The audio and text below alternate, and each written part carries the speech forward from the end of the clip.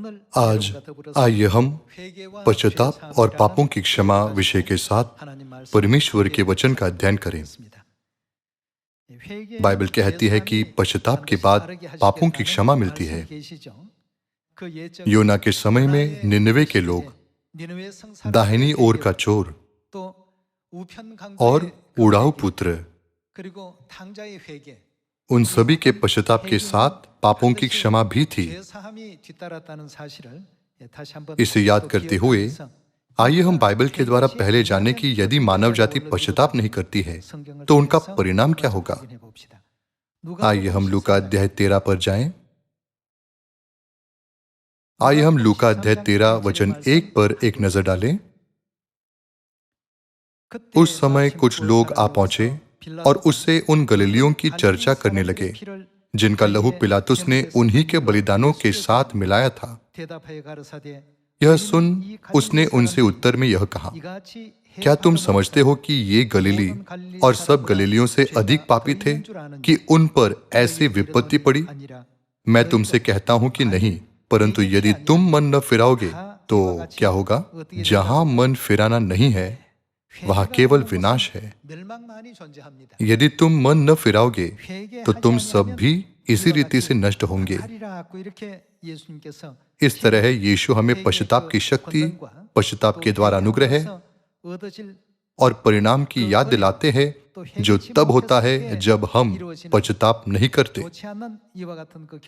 यीशु ने कहा, यदि तुम मन न फिराओगे तो तुम सब भी इसी रीति से नष्ट होंगे। आइए हम प्रकाशित वाक्य की पुस्तक अध्याय 2 पर जाएं। प्रकाशित वाक्य अध्याय 2 आयत 3 में यह लिखा है, तू धीरज धरता है और मेरे नाम के लिए दुख उठाते उठाते थका नहीं, पर मुझे तेरे विरुद्ध यह कहना है कि तूने अपना पहला सा प्रेम छोड़ दिया है। इसलिए स्मरण कर कि तू कहां से गिरा है और मन फिरा और पहले के समान काम कर। यदि तू मन न फिराएगा तो मैं तेरे पास आकर तेरी दीवट को उसके स्थान से हटा दूंगा। दीवट को हटाने का क्या अर्थ है?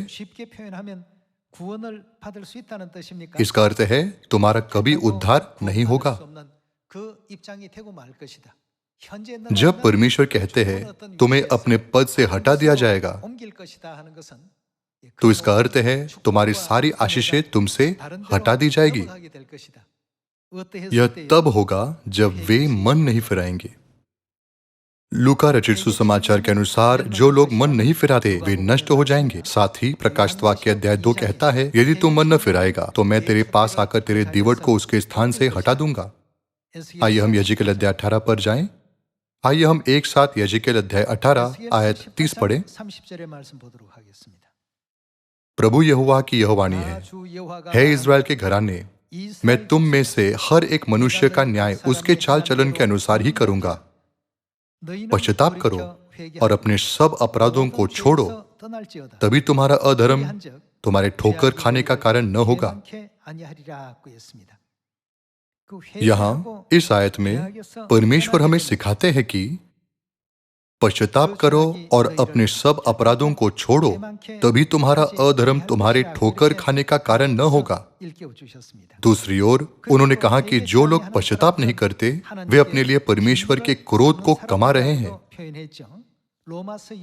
आइए हम रोमियो अध्याय 2 पर जाएं।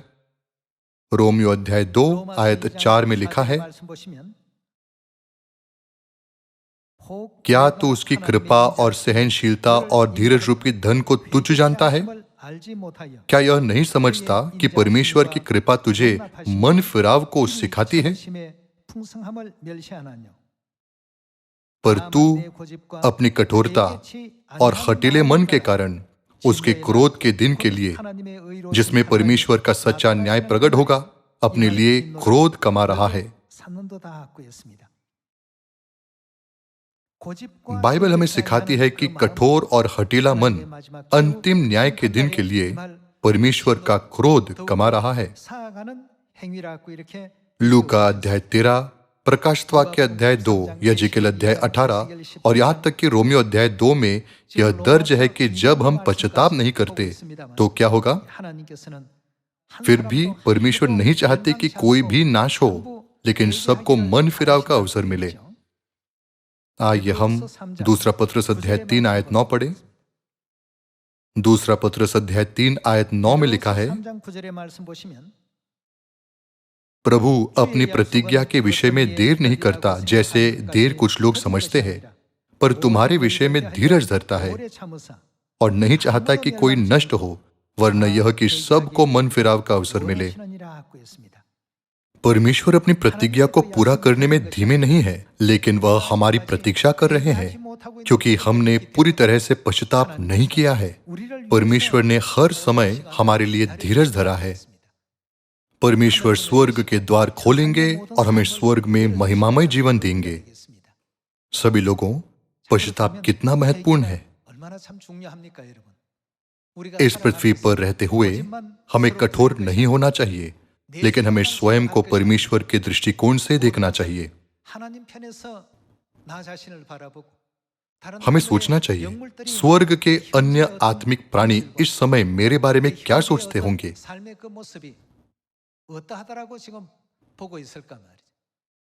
अपने स्वयं के दृष्टिकोण से सोचने के बजाय आइए हम स्वयं को बाहर से समझें। मेरा मानना है कि ऐसे कई पहलू होंगे जिनके लिए हमें पश्चाताप करने की आवश्यकता है। परमेश्वर ने हमें बाइबल के माध्यम से सिखाया, जो लोग पश्चाताप करते हैं वे कभी नाश नहीं होंगे।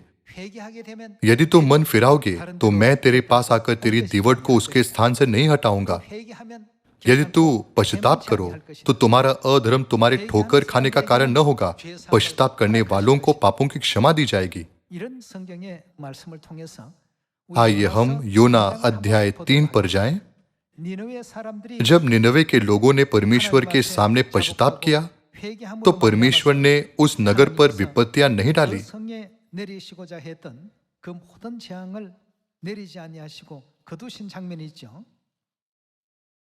आइए हम योना अध्याय 3 पर एक नजर डालें।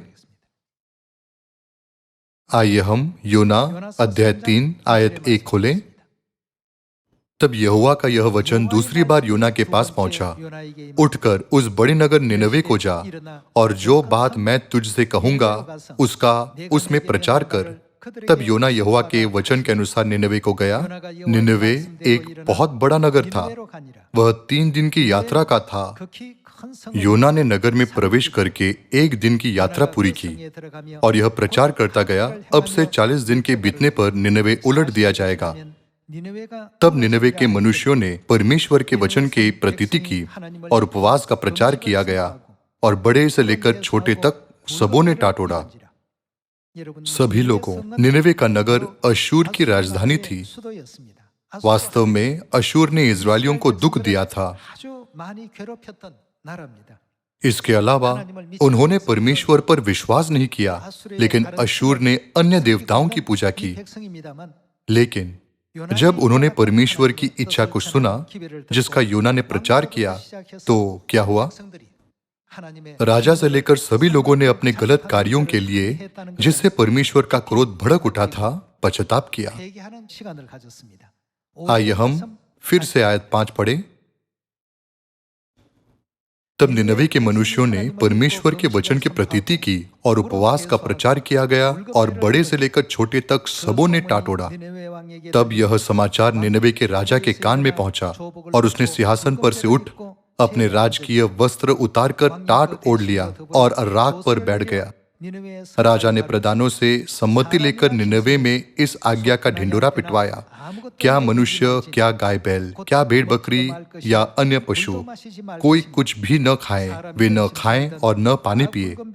मनुष्य और पशु दोनों टाट ओढ़े और वे परमेश्वर की दोहाई चिल्ला चिल्ला कर दे और अपने कुमार्ग से फिरें और उस उपद्रव से जो वे करते हैं पश्चाताप करें। इस प्रकार उनका मतलब था कि उन्हें कोई बुराई नहीं करनी चाहिए।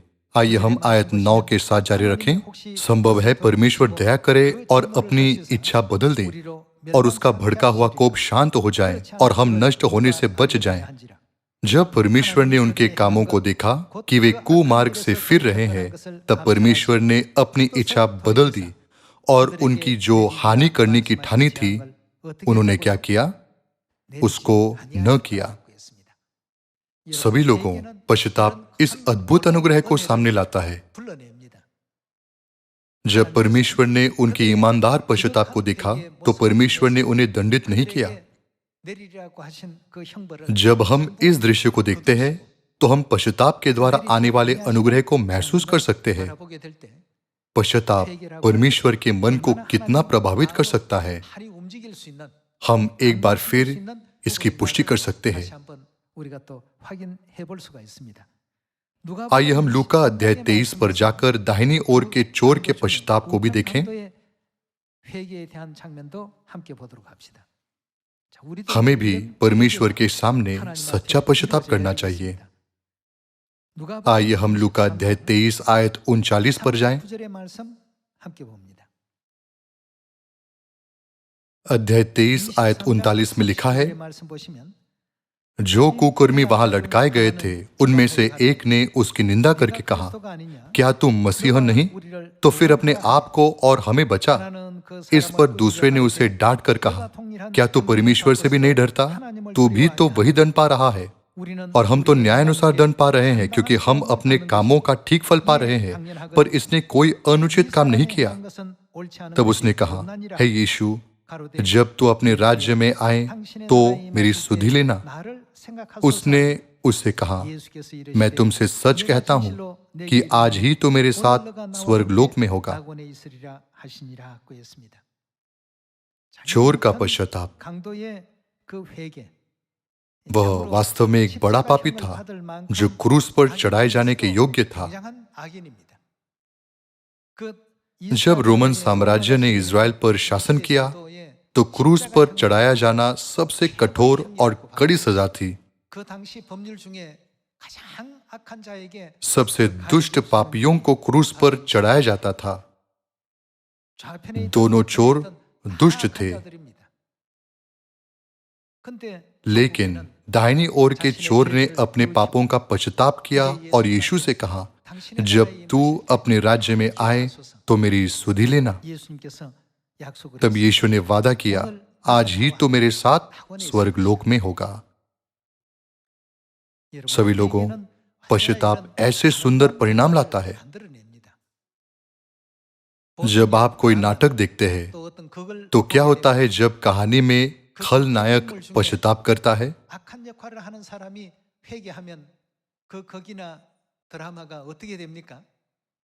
जारी रखने के लिए और कुछ नहीं है।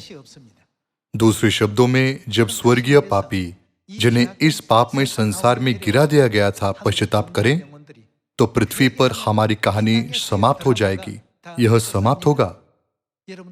सभी लोगों, कृपया एक नाटक पर करीब से नजर डालें। यदि खलनायक पश्चाताप करे और बेहतर होने के लिए बदल जाएं, तो उस सप्ताह नाटक समाप्त हो जाएगा।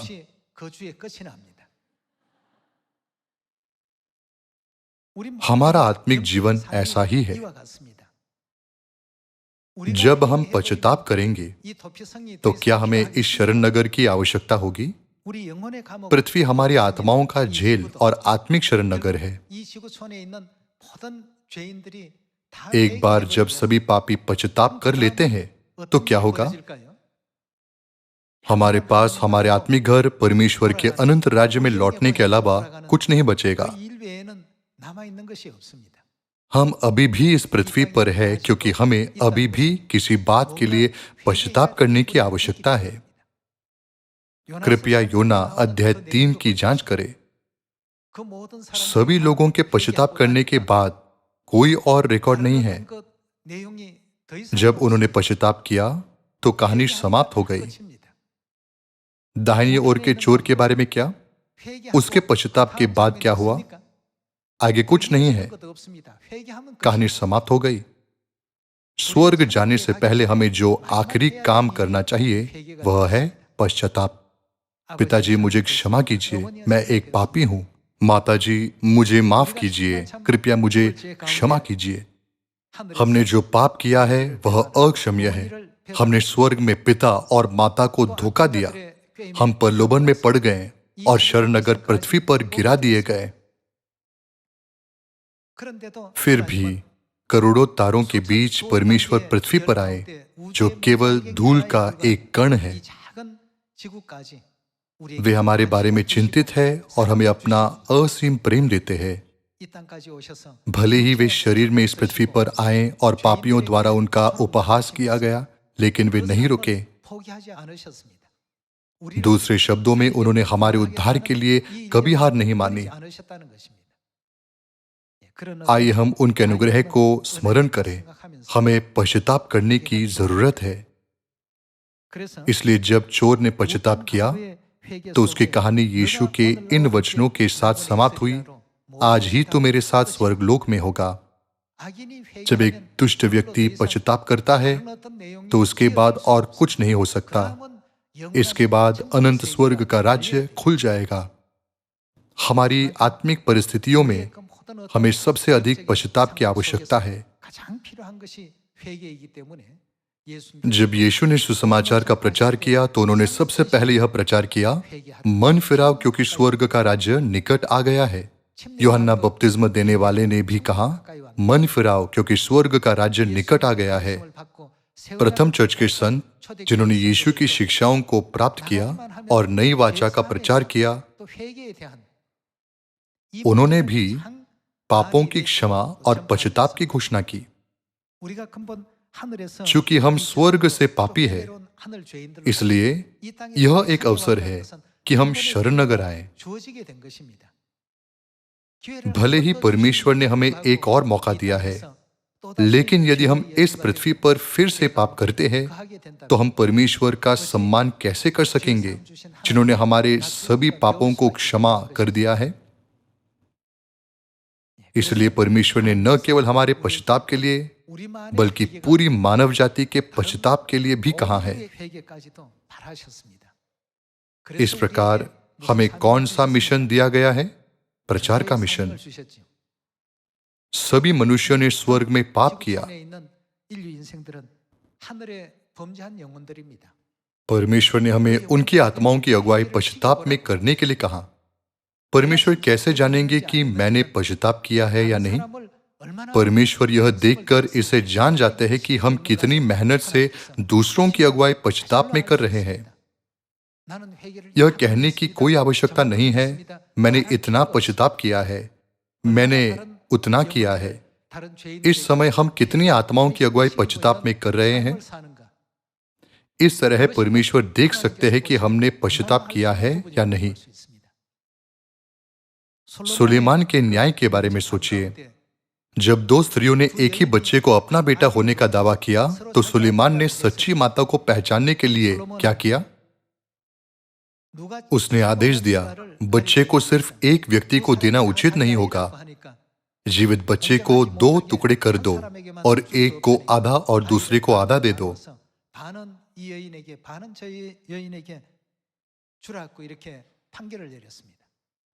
सच्ची माता चौंक गई,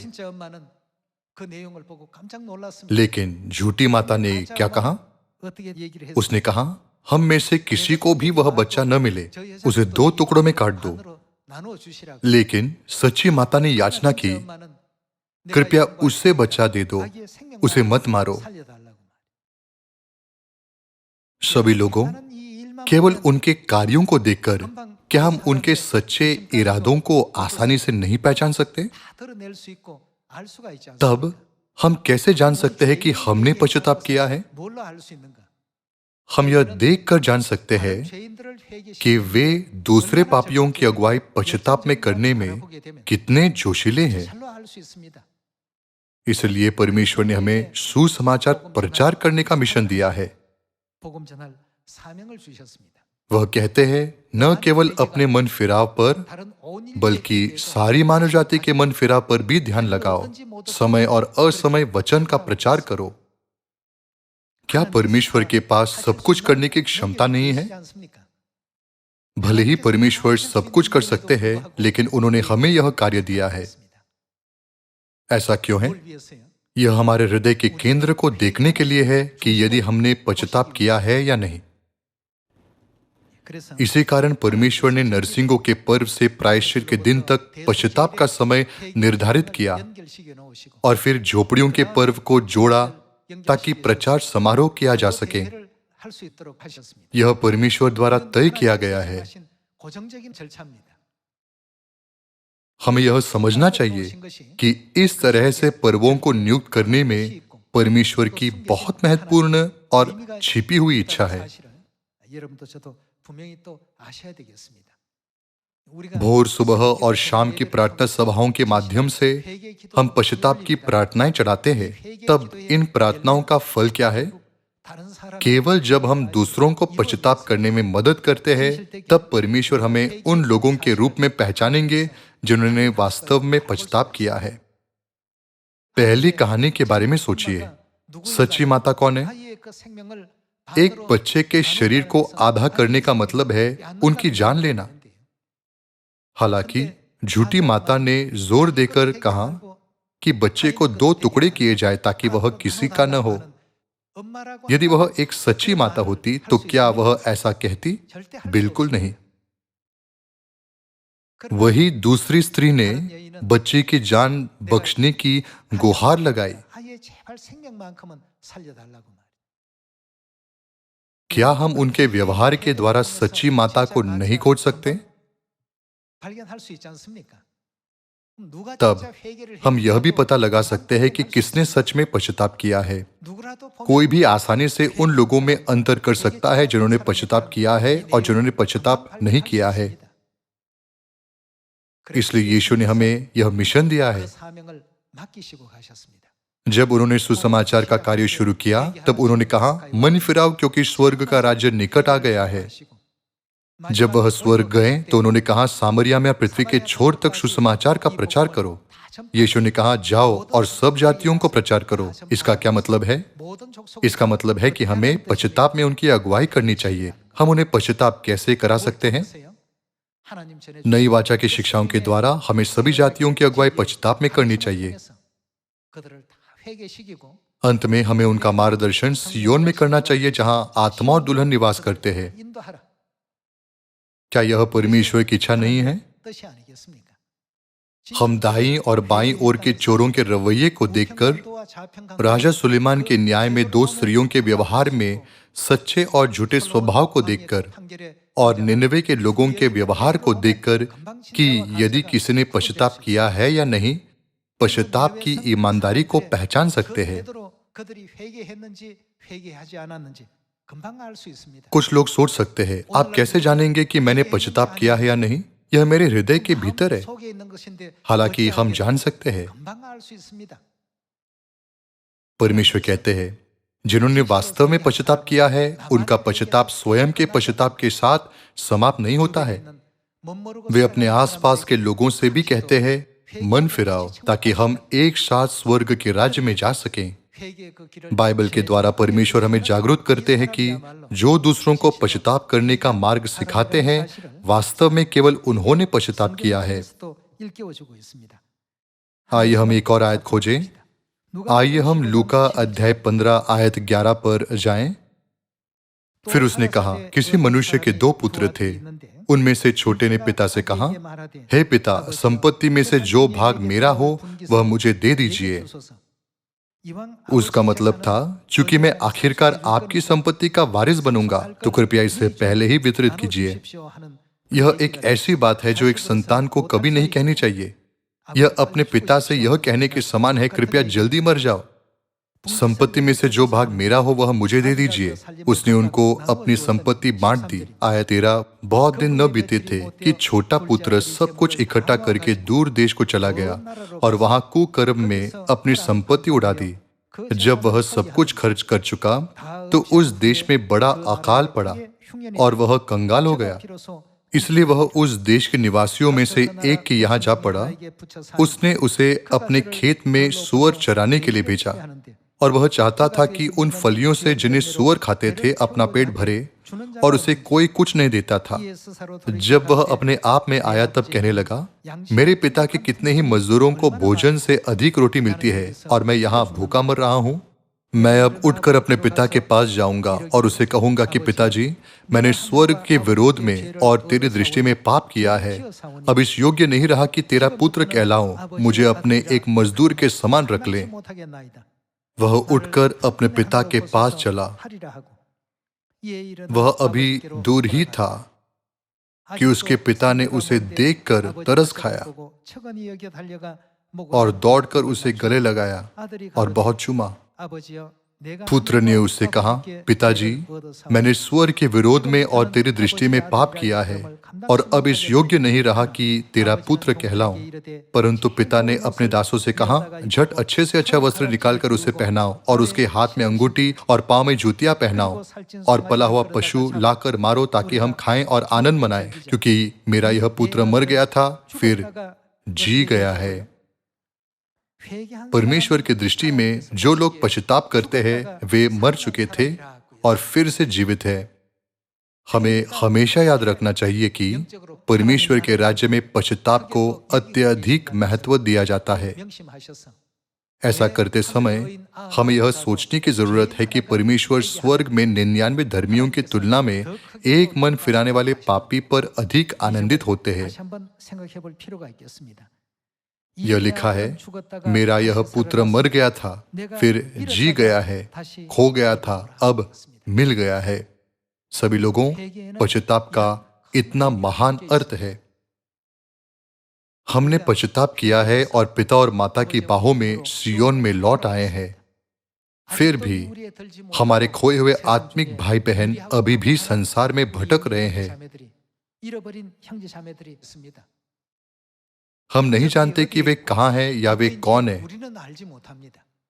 यदि परमेश्वर ने उन्हें किसी तरह से चिन्हित किया होता तो हम केवल उनके पास जाते और केवल उन्हें सुसमाचार का प्रचार करते ताकि केवल वे ही सियोन में लौट सकें।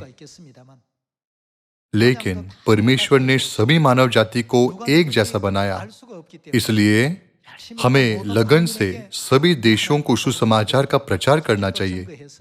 सुसमाचार का संदेश पश्चाताप का संदेश है। यह मानव जाति को पश्चाताप करने का अवसर देता है।